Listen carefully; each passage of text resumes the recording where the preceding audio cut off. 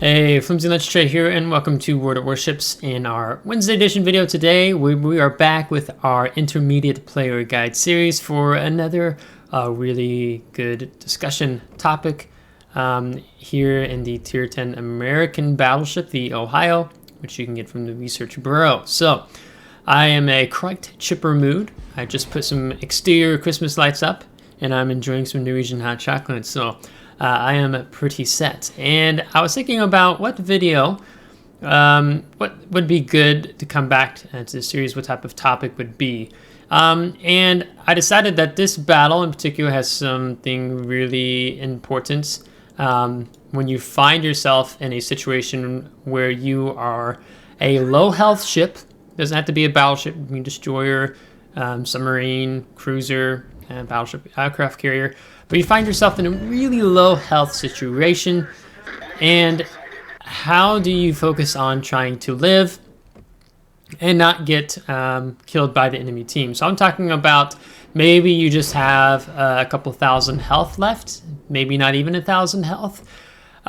So there is a huge importance and significance, I would say, in being able to play smart in staying alive, because this game is not just about killing enemy ships.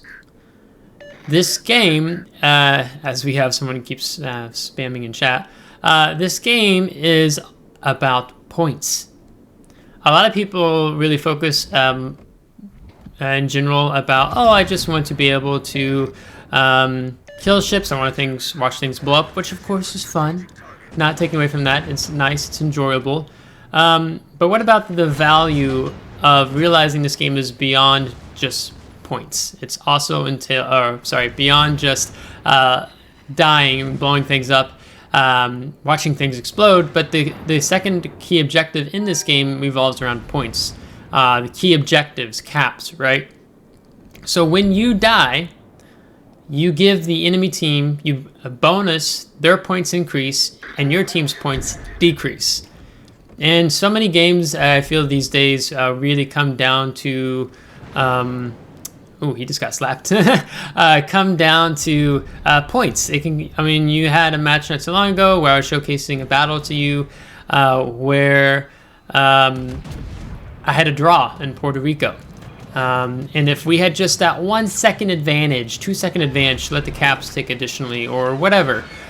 So many games can be thrown rather easily just because a player rushes in and dies when he shouldn't. And it's actually been a while since I've watched this video. As I come around the corner, I'm like, oh, there's a Prince Ruprecht here. This is not good for us.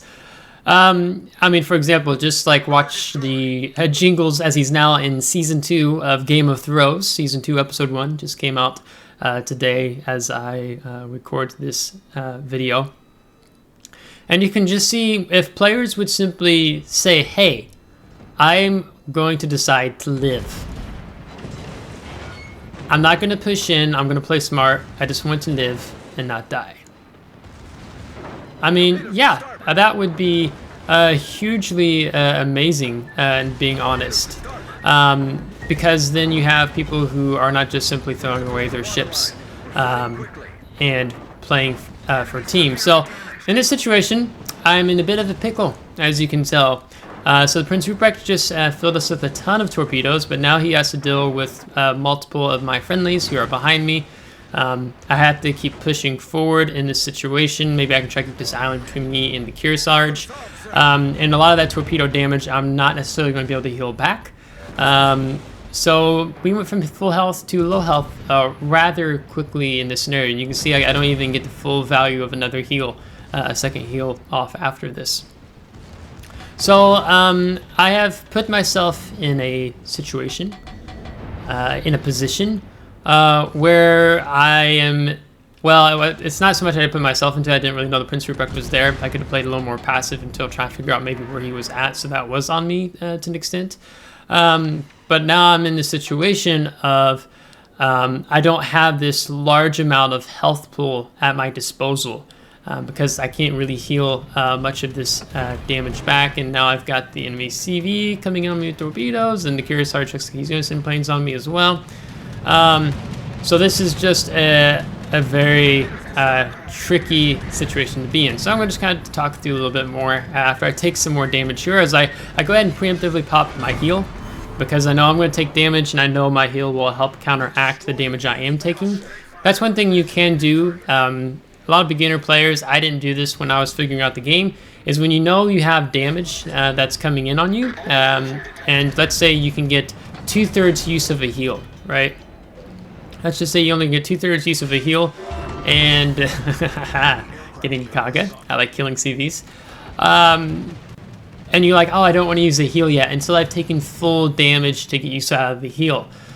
You can just go ahead and preemptively pop the heal when there's, like, let's say there's an enemy salvo from a battleship in on you. As an example, there's a carrier in this situation who was just about to drop torpedo planes on me. You can go ahead and preemptively pop that heal. And one of the things you're doing when you preemptively pop that heal is, one, you're helping trying to negate that damage that's incoming and being able to heal it back that much quicker. But secondly is, you just gave your repair party, like, it's going to be back up quicker for you because you went ahead and used it rather waiting until you took full damage. So if you do find yourself in some tricky situations, like we're going to find myself here shortly, because of having that power and flexing that heal before you're going to get the full value out of it, it's actually going to be really helpful. So this is a bit of a tricky situation here. So we have this Kiev, Russian tier 8 DD, who's a bit of is a gunboat destroyer. And if he's allowed to continue being out here on his flank, he could simply HE spam me at range, as he's doing a little bit of that to Doom in the Shikishima. So this is a bit of again, it's a tricky situation. So I'm trying to move up here closer to this island. When you are in this type of health situation, you can just see I cut my throttle. And I'm doing that because the island is like a shield for me. You can see I'm utilizing the island between a lot of the enemy team that's down towards our cap and towards the mid area. So the only two ships that have line of sight on me now are the Kiev and the enemy Cleveland. Other than that, no enemy ships have line of sight on me at this point. So because I take a fire, I'm going to go ahead and actually use my damage control party. When you have a fire burning, you can heal all of the fire damage back. So I could have just simply pressed T, but I didn't feel like doing that yet. I felt like I just wanted to hang on to that instead and just go ahead and instantly put out that fire, so I wasn't taking that additional damage, at least for the time being. But of course, Cleveland could set me on fire again, so he's really trying to get me here. Of course, the Kiev is continuing to keep me lit, so Cleveland's able to use the corner of the island. So if Cleveland actually just killed his throttle here and tried keeping this island between us, it would actually really help him out. Instead, he's deciding that, no, I'm going to come back into full sight. Here I'm realizing I'm going to have to move forward again. I don't want to get slapped from the Ohio or the Goliath from downrange.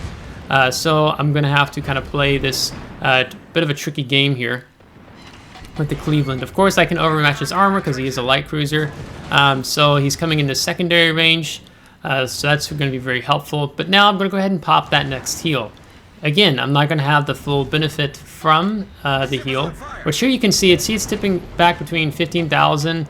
It was going back between 15,300 and I think 15,650.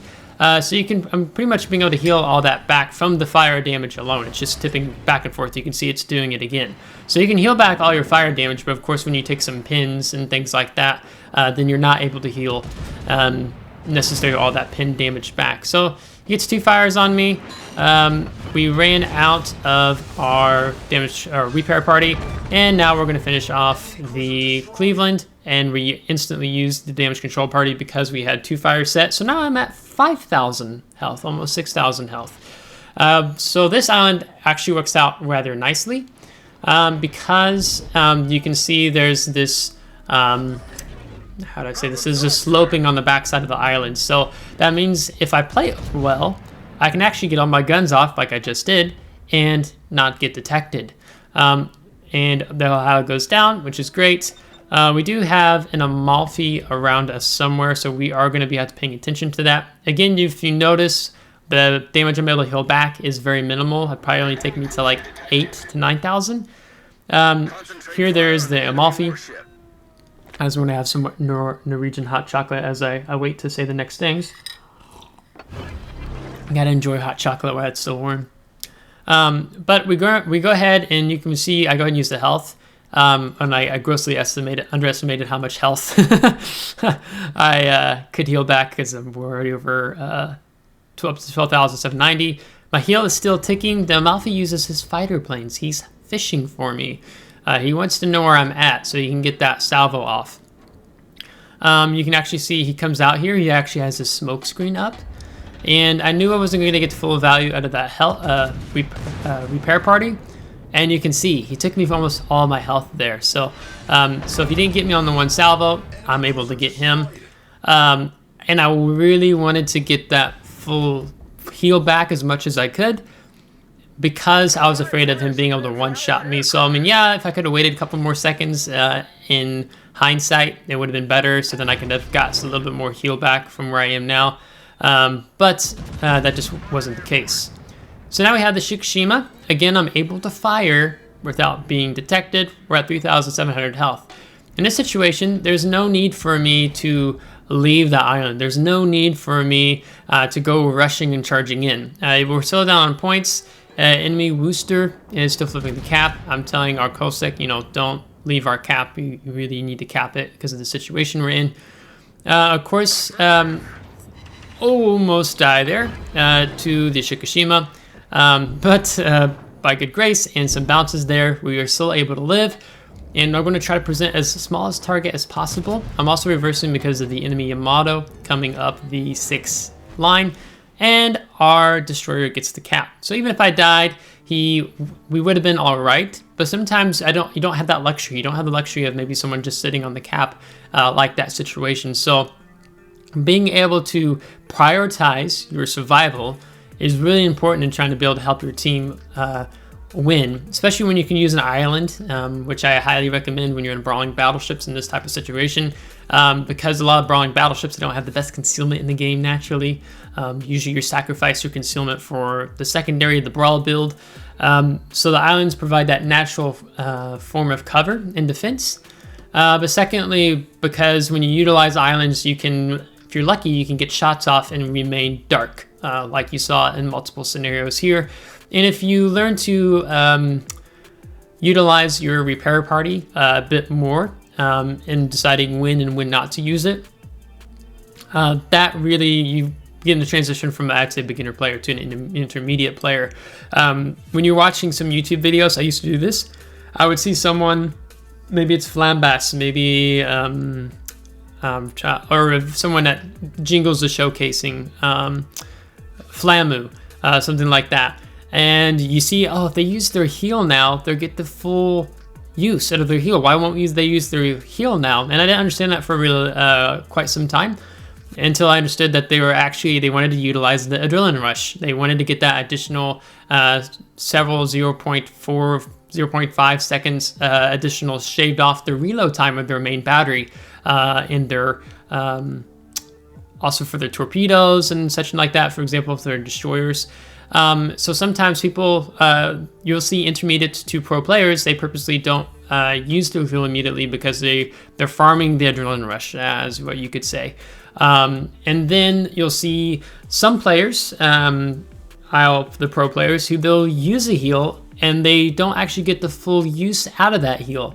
And usually that's like, let's say there's a lull in the battle, they're on a flank and they won their flank, and let's say they're only going to get 2/3 of the heal back, and you see them go ahead and pop the heal. They go ahead and pop that heal because they want to be able to enter the battle engagement again with another heal all ready to go, versus waiting and they use it and then they're not able to heal back as much. So they're preparing for that next brawling engagement, as an example. So I hope this video helps you kind of understand the value of the repair party a bit more.